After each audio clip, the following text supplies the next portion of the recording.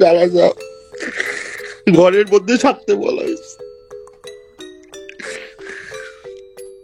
জানাজা ঘরের মধ্যে করতে বলা হচ্ছিল। নিজ বাড়িতে জানাজা ছোট করে করতে বলছে, 100 জনের বেশি মানুষ হতে পারবে না। আমার বাপটারে শেষ পর্যন্ত হ্যান্ডকাফ পরায় রাখছে আমার বাবাটারে।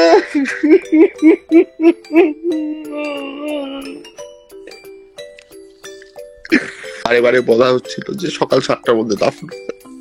তারপরে মনোদিতে যখন মাইকিং করতেছিল, মাইকটাইকও নিয়ে চলে গেছে পুলিশ, মাইকিংও করতে দেয়নি আমাদের আমার বাবার জানাজার। দাফনের সময় আজকাল এসপি সাহেবকে ফোন করতে হয়েছে, ওসি সাহেবকে ফোন করতে হয়েছে। তারা জোর জবরদস্তি বলছে যে 100 মানুষের বেশি যে না হয়, আগে দাফন করেন, 2 থানায় জানাজা পড়া যাবে না। তাতে হাজার মানুষের দোয়ায় সবাই ছিল। ওসি সাহেবও নিষেধ করেছেন জানাজার কথা, বলছে আমরা দায়িত্ব নিতে পারবো না বেলাপথে, আপনারা জানেন এই সেই অ্যারেস্ট হলে আমরা কিছু যাই না। নুরুল মজিদ হুমায়ুন হত্যাকাণ্ডের ঘটনা নিয়ে বাংলাদেশের তাকে কিভাবে বিনা চিকিৎসায় হত্যা করা হয়েছে তা প্রকাশ পেয়েছে সব জায়গায়। এবং এই বীর মুক্তিযোদ্ধার জানাজার নামাজকে কেন্দ্র করে অনেকগুলো ঘটনা ঘটেছে। সেই ঘটনাগুলো আমরা একটু শুনবো। গত 7-8 দিন ধরেই তার ডেঙ্গু হয়েছিল। ডেঙ্গুর পরে তার যে চিকিৎসাটা দরকার, তার সুস্থতার জন্য তার রেস্ট দরকার, তাকে দেখা দরকার। তো গত 7-8 দিন ধরেই আর কি তাকে বারবার কেরানীগঞ্জ থেকে পিজিতে পাঠানো হচ্ছিল। পিজি হাসপাতালে ওনাকে পাঠানো হলে ওনাকে ভর্তি করতে ছিল না। আর ওখানে বারে বারে ডিরেক্টর সাহেবকেও, আমার 2 বোন যারা ছিলেন ওনার সাথে সবসময় সর্বক্ষণ আমার আম্মা ছিলেন, তো ওনারা অনেক রিকোয়েস্ট করেছে। ভদ্রলোক, ওনার নাম ব্রিগেডিয়ার নোমান সাহেব, উনি অ্যাকচুয়ালি আমি জানি না কিভাবে উনি কোন দল করেন কি করেন, উনি মানুষ নাকি আমার বাবাকে রাস্তায় ফেলে রাখছেন 3 দিন ধরে, তাকে ভর্তি নেন নাই। তাকে বলছে সে রিকভার করছে, একবার জেলে পাঠায় আবার পিজিতে আনে এই অবস্থায়। তারপরে জেলখানা থেকে রেফার করা হয়েছে ওনাকে শেষ মুহূর্তে আর কি, এটা হলো গতকালকে, যে তাকে ঢাকা মেডিকেল কলেজে রেফার করা হয়েছে। তো তখন প্রথমে যখন ঢাকা মেডিকেল কলেজে গেছেন তখন তাকে ওয়ার্ডে রাখছে, তাকে বেডও দিতে চায়নি, বলছে যে আপনারা যদি তাকে রাখেন তাকে ফ্লোরে রাখতে হবে, যারা উপায় নেই তাকে হ্যান্ডকাপ পরাই রাখছে। আমার বাবা আমাকে বলছে যে শক্ত থাকো বাবা, ইনশাল্লাহ কিছু হবে না, ইনশাল্লাহ কিছু হবে না। এরপরে তাকে আইসিইউতে নিয়ে গেছে এবং সেখানেই সে মৃত্যুবরণ করেছে। সে আজকে ভোরবেলা মৃত্যুবরণ করেছে, আমাদের জানায় নাই, ডাক্তাররা কিচ্ছু জানায় নাই। খালি সকাল 8টার সময় আমার বড় বোনকে ফোন করে বলছে যে আপনারা আসেন, জরুরি দরকার। তো আমার বাবা অনেক শক্ত একজন মানুষ, তার এইভাবে যাওয়ার কথা না। সে তখন যখনই তার জামিনের কথাও বলছি, আমরা সবসময় বলছি যে আমাদের কি না, আমি জামিন চাই না, আমি বেরোতে চাই না।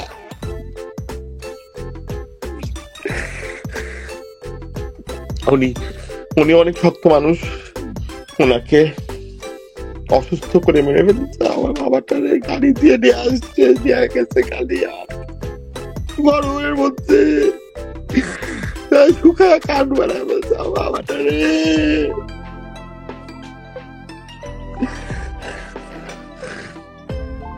আল্লাহ ভরসা, আল্লাহর কাছে বিচার দিলাম, আপনাদের কাছে দাবি আল্লাহ বিচার করুক। আপনি আর কিচ্ছু বলবো না, আল্লাহ বিচার করবে ইনশাল্লাহ। আপনি দোয়া করবেন আমার বাবার জন্য। বাবাকে যেদিন গ্রেফতার করা হয় তখন কি তুমি দেশে ছিলে?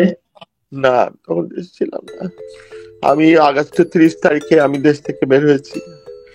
আগস্টের 30 তারিখে বিমানবন্দর দিয়ে বের হয়েছি।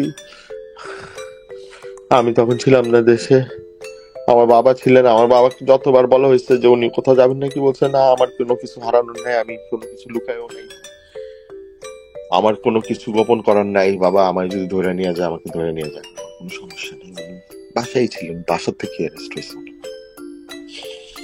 ওনার শারীরিক গ্রেপ্তারের সময় কি শারীরিক সমস্যা ছিল গ্রেপ্তারের সময়? যখন গ্রেফতারের সময় কোনো সমস্যা ছিল না। আমার বাবা একজন সুস্থ মানুষ এবং সবল মানুষ।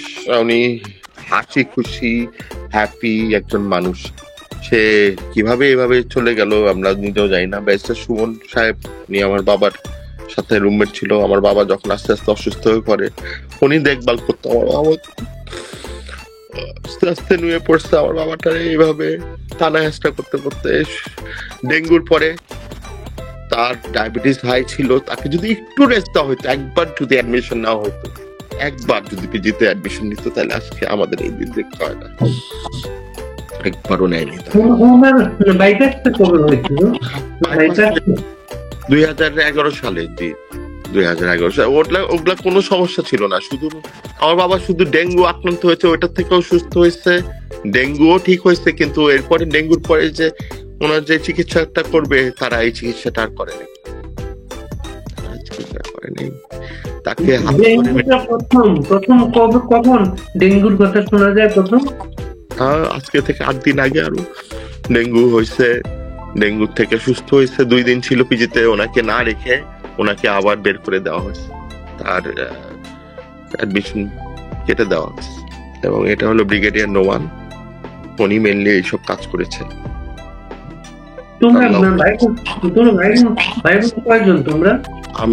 আমি এক ছেলে, আমার 2 বোন। তারা দেশেই আছেন। তারা আজকে দাফন করে আসছে আমার বাবারে।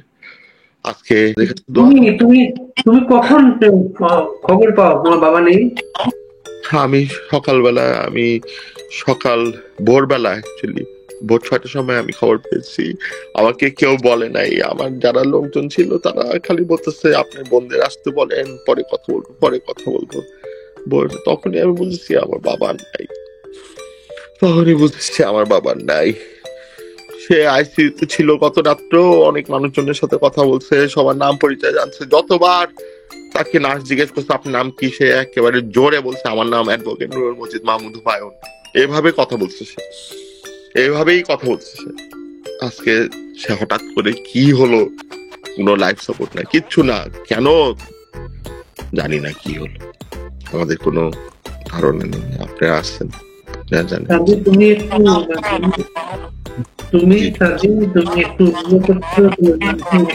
পারছেন। তুমি আজকে মারা গিয়েছেন গতকালকে? জি গতকালকে মারা গেছে। জি গতকালকে। জি। আর তোমার সাথে সর্বশেষ কবে কথা হয়েছে তোমার বাবা? আমার সাথে 3 দিন আগে কথা হয়েছে। হুইল চেয়ারে ছিলেন উনি তখন। তো উনি পিজির সামনে বসেছিলেন। আমি আপনাদের ভিডিও টিডিও সব পাঠিয়ে দিচ্ছি, সব ছবি আছে। তো বলছে যে বাবা তুমি শক্ত থাকি, এতটুকুই বলছে, চিন্তা করো না। বলছে যে আমার নিয়ে চিন্তা করো না, আমার জামাইন টামিন কিছু দরকার নাই, যেদিন নেত্রী আসবে ওই দিন আমি বাইরে ছাড়া বাইরে। এই কথাই বলছে। ওনার নামে মামলা কয়টা ছিল? ওনার নামে মামলা একাধিক ছিল, কিন্তু 4টা ছিল। মার্ডার কেস ছিল। তার নামে কোনো দুর্নীতি মামলা নাই না, আমার নামে কোনো দুর্নীতি মামলা আছে। তো যেগুলা মামলা সবই এগুলা বানোয়াট, যেখানে সে জীবনে উপস্থিত ছিলেন না, জীবনে এই ব্যাপারে কথাও বলেন নাই। আমি নিজে জানি আমার বাবা তখন ওই যেই সব টাইমে মামলা দিয়েছে উনি অসুস্থ ছিলেন, উনি অবস্থা খারাপ ছিল।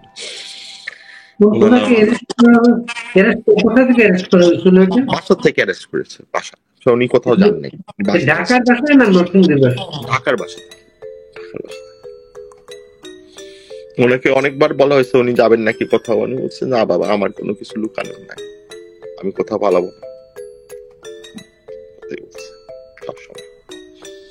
এই কথাই বলছে, আমার কোনো কিছু লুকানোর নাই। আমার কি পাবে, আমার কি দেখবে, আমি কোথাও যাবো না। এই বয়স এই বলছে। ওনাকে তো আমরা বহু বছর ধরে দেখি। তোমাদের ধানমন্ডির বাসায় যেতাম, তখন এত নেতা কর্মী ওই বাসায় থাকতো, আসতো, যাওয়া আসা করতো। তো কর্মী বান্ধব একটা মানুষ ছিলেন উনি, সাথে সব সময় বন্ধুত্ব সম্পর্ক ছিল ওনার, এখনো আছে। আজকে এত বিপদের মধ্যেও এত মানুষকে থ্রেট করা হয়েছে, অ্যারেস্ট করা হবে, এই করা হবে, সেই করা হবে। হাজারো মানুষের ঢল আজকে ছিল, তা জানা যায় আল্লাহর রহমত। যে জানাজা হলো, যে জানাজা প্রথম হয়েছে হলো আপনার গুলশান আজাদ মসজিদে বাদেশা, তারপরে হয়েছে গতকালকে হয়েছে এটা, আর আজকে হয়েছে হলো তার নিজ বাড়ি, আমার বড় আব্বার স্কুল মাঠ, শুক্র মাহমুদ উচ্চ বিদ্যালয়, তো মনোদ্দি থানা এটা। যদিও আমরা চেয়েছিলাম যে বেলাবো মনোদ্দি দুই জায়গায় হোক, তো বেলাবোতে তো আমাদের পারমিশনই দেয় নাই, তারা মানা করে দিয়েছে প্রশাসন যে বেলাবোতে হবে না। তারপরে মনোদ্দিতে যখন মাইকিং করতেছিল, মাইকটাইকও নিয়ে চলে গেছে পুলিশ, মাইকিংও করতে দেয়নি আমাদের, আমার বাবার জানাজার। তো তার দাদার স্কুল যেটা শুক্র মাহমুদ উচ্চ বিদ্যালয়, ওইটার মাঠেই তার জানাজা হয়েছে। মনোহরদীতে যারা মাইক কেড়ে দিল, অনুমতি দিল না, এরা কারা? পুলিশ। মনোহরদীর ওসির নামটা কি? আমি ওসি সাহেবের নাম জানি না, জেনে আপনি সে জানাবো। বেলাবোর ওসি সাহেবও নিষেধ করেছেন, জানাজার কথা বলছে, আমরা দায়িত্ব নিতে পারবো না বেলাবোতে, আপনারা জানেন এই সেই অ্যারেস্ট হলে আমরা কিছু যাই না। তো আমরা তো জীবনেও চাই না যে আমার বাবার কারণে বা আমাদের কারণে কেউ সমস্যায় পড়ুক। তবুও যারা মন থেকে ভালোবাসে, তোমার বাবা এই দেশের জন্য যুদ্ধ করেছেন, এই দেশকে স্বাধীন করেছেন, সেই দেশে স্বাধীন করছে, তার জানাজা করতে দিবি কিনা? তাকে বারে বারে বলা হচ্ছিল যে সকাল 7টার মধ্যে দাফন জানাজা ঘরের মধ্যে থাকতে বলা হয়েছে, জানাজা ঘরের মধ্যে করতে বলা হচ্ছে। নিজ বাড়িতে জানাজা ছোট করে করতে বলছে, 100 জনের বেশি মানুষ হতে পারবে না।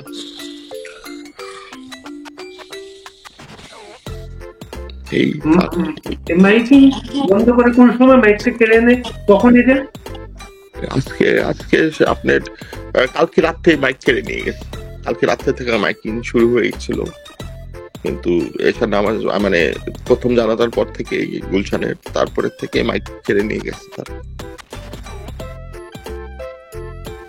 তুমি তো তোমার বিদেশের জায়গা থেকে বসে তোমার বাবার জানাজা ফেসবুকে দেখতেছিলে, তাই না? জি, আমি ভিডিও কলে দেখতেছিলাম। আমার কিছু বলার নাই, আমাকে আমার বোনরা, আমার আত্মীয় স্বজন বলছে তুমি কোনো পোস্ট দিবা না, আমি দোয়াও চাইতে পারি না। আমার বাবার যখন অসুস্থ, তাহলে যদি ওনাকে চিকিৎসা ঠিক না দেয়, এর জন্য দোয়াটাও চাইতে পারি নাই কারো কাছে, বলতেও পারি নাই কারো কাছে আমার বাবা অসুস্থ। খালি চুপ করে দেখছি তাকে পরিকল্পিত ভাবে মেরে ফেলছে চাচা, অসুস্থ মানে মেরে ফেলছে। আমার বাবা অসুস্থ ছিলেন, ওনার কোনো সমস্যা ছিল না। চিন্তা করতে পারো সাদি জেলখানায় একজন ডিভিশনার, ওরা তো মন্ত্রী ছিলেন, এমপি ছিলেন, ডিভিশন প্রাপ্ত একটা মানুষ, কত অবস্থা থাকলে জেলখানায় ওই ডিভিশন প্রাপ্ত ছেলে একজনের ডেঙ্গু হয়। জি জি, সেটাই। ডেঙ্গু হওয়ার পর 2 দিন রেখে তাকে আবার ফেরত পাঠিয়ে দেওয়া হয়, তাকে 3বার আনা হয় কেরানীগঞ্জ থেকে পিজি হাসপাতালে প্রত্যেক দিন। এই গরমের মধ্যে একটা অ্যাম্বুলেন্স, যেখানে কোনো রকম কোনো সুবিধা নাই, খালি একটা খাট, একটা অ্যাম্বুলেন্সের মধ্যে একটা স্ট্রেচার, এছাড়া কিচ্ছু নাই। তাকে নিয়ে হাসি ঠাট্টা করা হয়, তাকে মানুষের ভিতর দিয়ে এই একটা হুইল চেয়ার দিয়ে টেনে হাসটা নিয়ে যায়, আবার নিয়ে আসে, আবার হাতে হাত করা পড়ানো, এইভাবেই করছে।